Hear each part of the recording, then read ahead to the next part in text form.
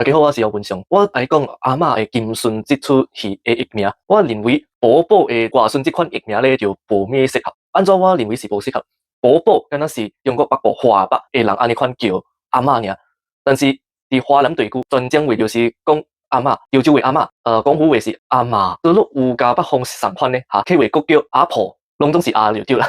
安尼款既然我不同意用华北人的词类来号名，安尼款我会赞成。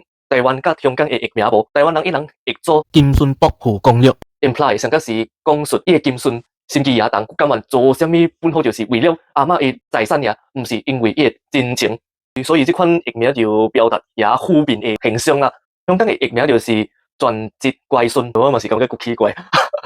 你若是写阿嬷的金孙，刚好就呈现出两个主角。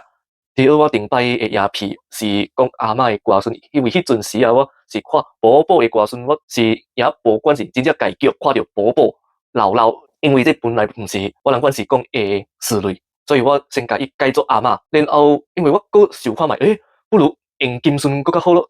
无论是内孙还是外孙，嘛是同款重要的嘛。内孙甲外孙倒落一个，唔是阿嬷疼惜的孙呢？用阿嬷的金孙应该是第一适合了，我认为。